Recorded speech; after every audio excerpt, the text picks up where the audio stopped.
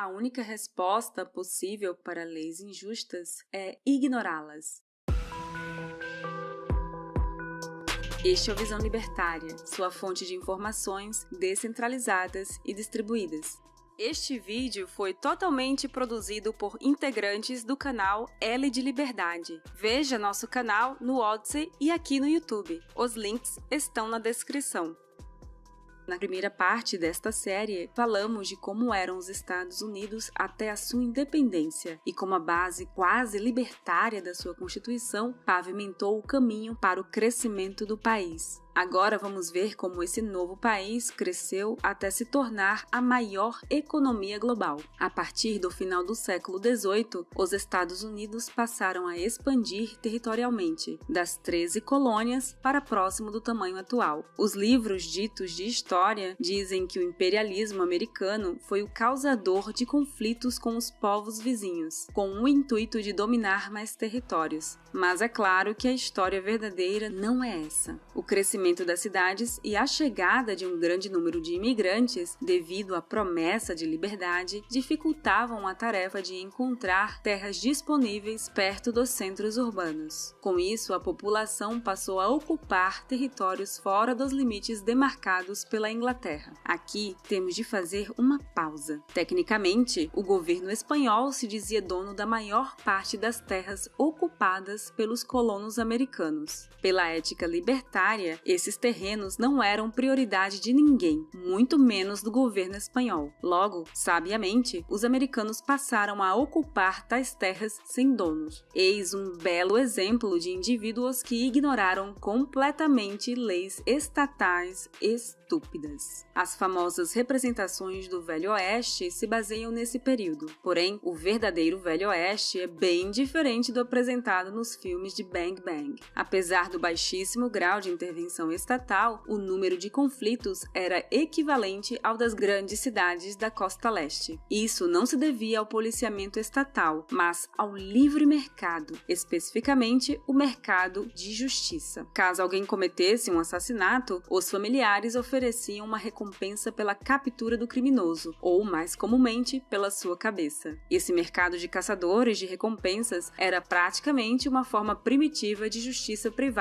Embora não houvesse diversas garantias que hoje sabemos ser importantes, os Estados Unidos ainda estavam à frente de seu tempo. Basta comparar a justiça da Europa daquela época. Se você fosse amigo do rei, poderia cometer os crimes mais diversos sem qualquer problema, mas se não fosse, a morte era a punição mais comum. Por causa dos caçadores de recompensas, poucos se aventuravam em causar danos a outros, pois sabiam da punição que os aguardava. O chamado Oeste selvagem era mais calmo do que você pensa. Ou pelo menos era, até que os outros estados começaram a se meter. Quando o governo espanhol percebeu que poderia enriquecer roubando dinheiro via impostos, os habitantes decidiram responder com a segunda emenda. Sabe que emenda é essa? É o direito de portar armas de fogo. É claro que os governos responderam a essa afronta com ainda mais violência, mas os Estados Unidos não ficariam parados diante do massacre de indivíduos que aderiram aos seus valores de liberdade e que se diziam americanos. Ainda mais quando tal massacre havia sido iniciado por um governo estrangeiro e por um motivo sem sentido como a ocupação de terras sem donos. Com isso, houve uma série de conflitos em defesa da liberdade. Adicione a descoberta de ouro na Califórnia ao bolo e agora fica nítido como os Estados Unidos atingiram seu tamanho atual, se estendendo da costa atlântica à costa do Pacífico. Mas precisamos esclarecer uma informação: o país não obrigava os estados a se juntarem à federação. Isso ocorreu como consequência da vontade da população, que, por meio de plebiscitos estaduais, optou por fazer parte dos Estados Unidos. Mas por que esses estados independentes escolheram fazer parte da federação? Bom, existem vários motivos, mas aqui vamos focar no fator econômico, a estabilidade que a forma de governo federalista gerava. Veja bem, nas monarquias europeias, se o rei batesse as botas, o filho mais velho assumiria o trono e governaria não importando sua idade ou sua competência. E isso era o que ocorria na melhor das hipóteses. Na maioria dos casos, havia um banho de sangue entre familiares que disputavam a coroa. Ocorria uma verdadeira corrida para angariar capital político para a tomada do trono. Nos Estados Unidos, isso não acontecia. Quando terminava o mandato do governante, outro assumia seu lugar de forma pacífica. Se o governante morresse, o vice assumiria. Além disso, existia uma segunda camada de proteção. O governo federal se limitava a ser a ponte entre os estados e outras nações. Quem realmente decidia sobre a vida das pessoas era o governo estadual. Caso houvesse alguma instabilidade ou dúvida sobre as eleições dos governadores, o governo federal servia como uma rede de segurança para os estados. Além disso, as pessoas podiam facilmente mudar sua residência para um estado que partilhasse mais de seus valores, semelhante ao que explicamos no vídeo A Economia da Suíça. Esse fator contribuía para que a economia americana fosse muito mais estável que as de outras nações no século XVIII. A estabilidade política e a liberdade institucional foram fatores preponderantes para que a economia do país crescesse exponencialmente. Outro fator importantíssimo era a liberdade de inovação. Os Estados Unidos não dependiam de colônias para produzir e crescer sua economia. As pessoas é que estavam encarregadas de produzir e inovar. Digamos que você descobriu uma inovação tecnológica, como a eletricidade, por exemplo. Na Europa, se você fosse um nobre, essa ideia seria simplesmente uma curiosidade a ser exibida aos seus amigos. Se fosse um camponês, ninguém ia dar atenção a um pobre falando de tecnologia. Mas, nos Estados Unidos, não bastava descobrir e inventar. O inventor teria de achar uma forma de utilizar essa tecnologia para melhorar a vida das pessoas e, assim, obter lucro com sua venda. Consequentemente, a partir da Segunda Revolução Industrial, os Estados Unidos tomaram a dianteira na inovação tecnológica mundial. Porém, havia uma diferença entre as taxas de crescimento econômico de certos estados. Os estados que permitiam a escravidão, geralmente estados agrários no sul do país, cresciam muito mais devagar do que os estados que não aceitavam a escravidão, geralmente ao norte do país. Atualmente, sabe-se que a escravidão é uma grave violência ética, mas até mesmo naquela época as pessoas já sabiam disso. A justificativa que alguns estados usavam para manter a escravidão era a de que a sua economia girava em torno da agricultura, e caso não tivesse a mão de obra escrava, o preço dos alimentos iria disparar, além de prejudicar a economia desses estados. Claro que essa desculpa esfarrapada não se sustenta, nem mesmo do ponto de vista utilitário. Escravos não têm incentivos para trabalhar, e com isso trabalhavam o mínimo possível, apenas para evitar as chicotadas de seus senhores. Com a libertação dos escravos, um grande número de pessoas se tornou livre para empreender e dar o máximo de si, fazendo trocas e inovando, o que melhorou significativamente a economia desses estados. Além disso, os escravos não compram produtos e não têm preferência temporal, deixando de participar da economia diretamente. Até o simples fato de estados apoiadores da escravidão serem muito menos atrativos para imigrantes fazia com que perdessem oportunidades e mão de obra qualificada. Eis um típico exemplo do Estado dizendo que não pode acabar com um problema porque causaria outro ainda maior, quando na verdade resolver o problema seria a solução. Sem dúvida você consegue pensar em diversos exemplos disso aqui no Brasil. Porém, a solução adotada não foi a melhor. O governo federal decidiu impor o fim da escravidão. Obviamente, eles estavam certos em eliminar a escravidão, mas forçar isso aos estados disparou alguns alarmes. Muitas pessoas começaram a suspeitar que o estado estava crescendo e se tornando mais dominante. Por isso, alguns estados buscaram a secessão para formar uma confederação. Vale ressaltar que essa distinção entre norte e sul, geralmente utilizada, é um pouco imprecisa. Nem todos os estados do sul estavam juntos nesse conflito, e o mesmo ocorre para os estados do norte. Atualmente, os socialistas são rápidos em dizer que a bandeira dos estados confederados representa racismo. Porém, a realidade é outra. Claro que os senhores de escravos queriam que a escravidão continuasse, mas eles eram apenas uma porção ínfima da população. Então, por que a população comum apoiou o lado confederado do conflito se ela não possuía escravos? O ponto que realmente causou o conflito foi o aumento do poder do governo federal, retirando a liberdade dos estados. A maioria era favorável à abolição da escravatura, mas esperava abolir excluí-la ao mudar a lei estadual. Obviamente que uma população armada, que havia se livrado do governo tirânico dos ingleses, não iria aceitar esse abuso de bom grado. Desse modo, a partir de 1861, os Estados Unidos mergulharam em uma guerra civil, a Guerra de Secessão Americana, que causou a morte de aproximadamente 618 mil pessoas. Quando a União venceu a guerra contra os Confederados, o presidente americano rapidamente alegou que o motivo da guerra havia sido a escravidão, tentando fazer com que o lado perdedor parecesse o pior possível. Assim, ele tentou abafar a real motivação da guerra, o fato de o governo central estar pervertendo as ideias de liberdade que fundaram o país. Infelizmente, com o fim da escravidão, vieram as Jim Crow Laws. Essas leis definiam que estabelecimentos e serviços deveriam ter espaços distintos, mas de igual qualidade, para brancos e negros. Porém, na realidade, os espaços definidos para negros eram bem piores, isso quando existiam. Imagine tentar comprar uma passagem de ônibus e descobrir que não há mais passagens para pessoas da sua cor de pele, e apesar de haver vagas no veículo, você ser impedido de embarcar. Basicamente, um conjunto de leis segregacionistas que condenava negros à pobreza e miséria. Ainda bem que hoje essas leis de cotas raciais não existem mais, né? Não, pera.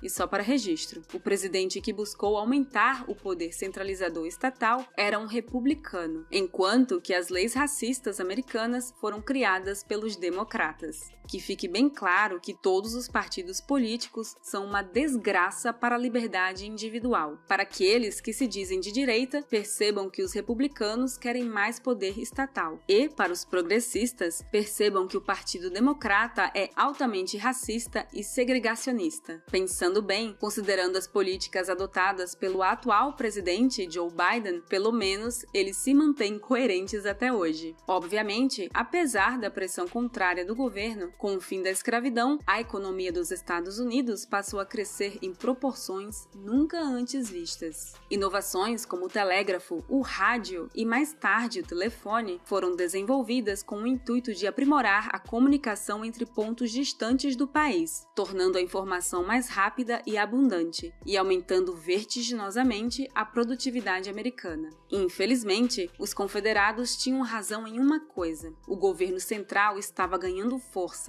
e intervindo cada vez mais na vida dos particulares. Como isso ocorreu e quais foram as suas consequências serão questões que responderemos na terceira parte desta série.